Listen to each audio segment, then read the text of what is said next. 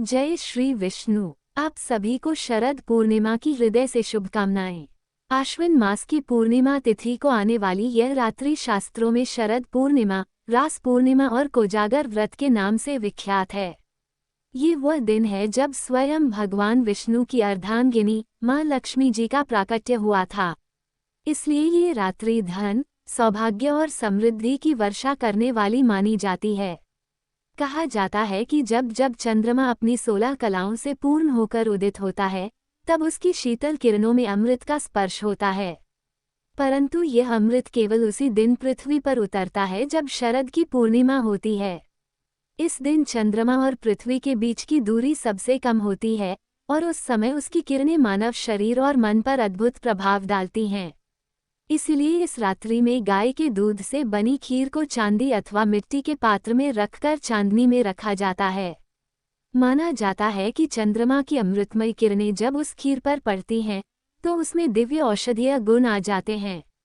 प्रातःकाल उठकर उसी खीर का सेवन प्रसाद रूप में करने से तन, मन और आत्मा तीनों शुद्ध हो जाते हैं। रोग नष्ट होते हैं, मानसिक विकार मिटते हैं और जीवन में सुख शांति की वृद्धि होती है। शास्त्रों में कहा गया है कि पूर्णिमा व्रत ये कुर्वन्ति श्रद्धया तु नराः सदा ते लभन्ते धनपुत्रान् आरोग्यम च सुमंगलम्।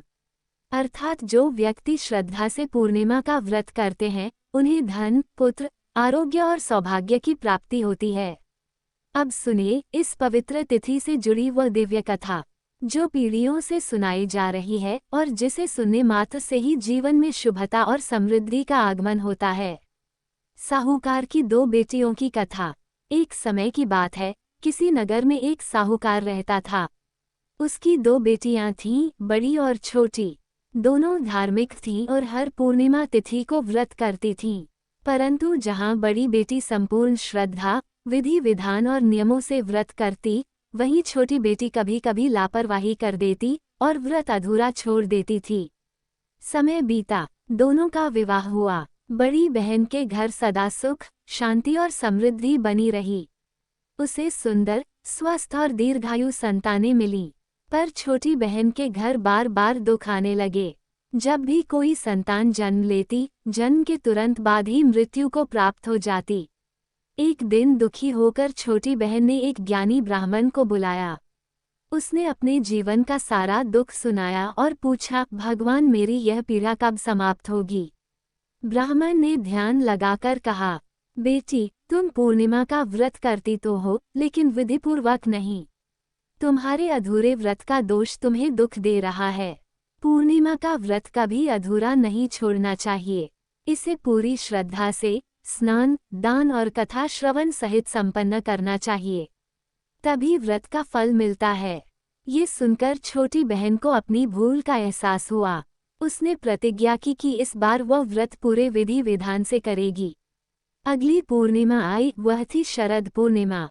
इस बार उसने सच्चे मन से पूजा की, कथा सुनी, दान किया, दीप जलाए और पूरी रात जागरण किया। किंतु संयोगवश उसी रात उसकी संतान ने जन्म लिया और कुछ देर में प्राण त्याग दिए। दुख से भरी उसने बालक को एक चौकी पर रख दिया और वस्त्र से ढक दिया। संध्या समय उसकी बड़ी बहन उसके घर आई। छोटी ने कहा, बहन आओ, इस चौकी पर बैठो। बड़ी बहन जैसे ही बैठने लगी, उसका वस्त्र उस बालक को छू गया और वह बालक अचानक रोने लगा, जीवित हो उठा। ये देखकर दोनों बहनें आश्चर्य में पड़ गईं। छोटी बहन ने कहा, बहन ये तेरे पुण्य और तेरे पूर्ण व्रत का प्रभाव है। मैं अधूरा व्रत करती थी, इसलिए संतान जीवित नहीं रहती थी। आज तेरे सौभाग्य से मेरा पुत्र भी जीवन पा गया। उस दिन से छोटी बहन ने भी प्रतिज्ञा ली कि वह अब कभी अधूरा व्रत नहीं छोड़ेगी। उसने शरद पूर्णिमा से ही व्रत को विधिपूर्वक आरंभ किया। उसके बाद उसके घर सुख, समृद्धि और संतान सुख सदा बना रहा। ये कथा हमें सिखाती है कि किसी भी व्रत या संकल्प को अधूरा नहीं छोड़ना चाहिए। श्रद्धा से किया गया प्रत्येक कर्म दिव्य फल देता है। श्री कृष्ण का महारास और गोपेश्वर महादेव। अब सुनिए शरद पूर्णिमा की दूसरी और सबसे प्रसिद्ध कथा, भगवान श्री कृष्ण और महारास की लीला। द्वापर युग में एक बार जब शरद पूर्णिमा की रात्रि आई, तो वृंदावन की धरती चांदनी से नहा उठी। यमुना के तट पर वंशीवट के समीप जब भगवान श्री कृष्ण ने अपनी मधुर वंशी बजाए तो उसकी ध्वनि तीनों लोकों में गूंज उठी। वह स्वर इतना मोहक था कि ब्रज की प्रत्येक गोपी सब कुछ छोड़कर दौड़ पड़ी। कृष्ण ने उन्हें महारास के लिए आमंत्रित किया और फिर आरंभ हुआ वह दिव्य रास जो कालातीत था, अमर था, अनंत था। जब ये दिव्य ध्वनि कैलाश पर्वत तक पहुंची तो वहां ध्यानस्थ भगवान महादेव की समाधि भंग हो गई।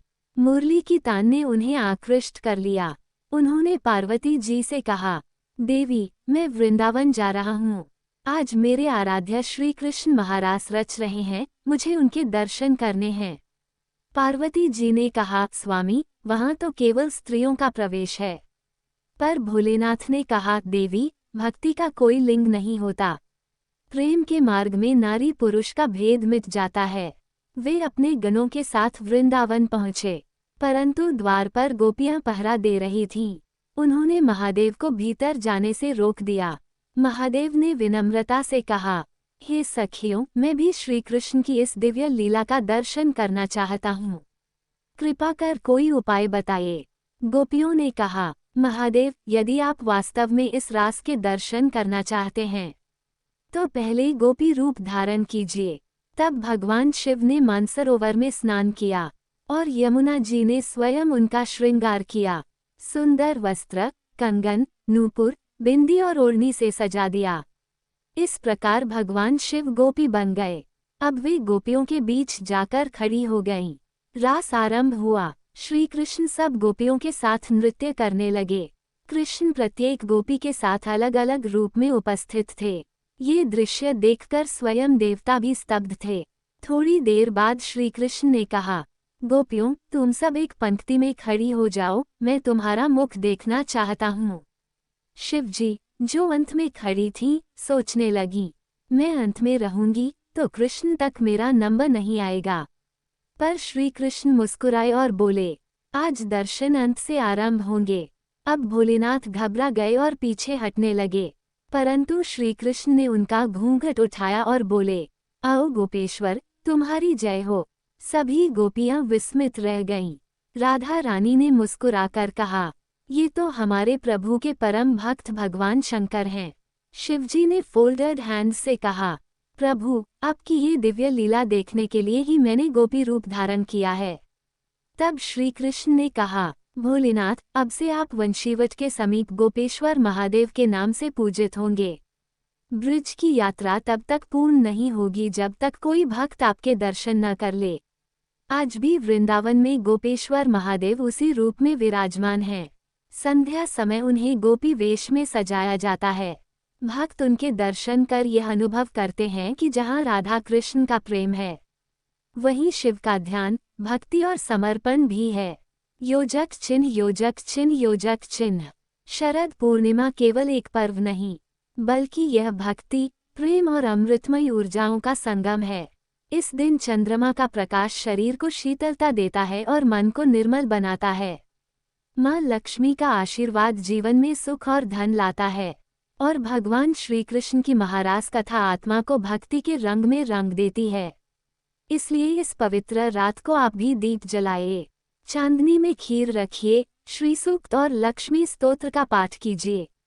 सच्चे मन से माँ लक्ष्मी, भगवान श्री कृष्ण और भोलेनाथ का ध्यान कीजिए, क्योंकि जब भक्ति का दीप मन में जलता है तो जीवन का हर अंधकार मिट जाता है।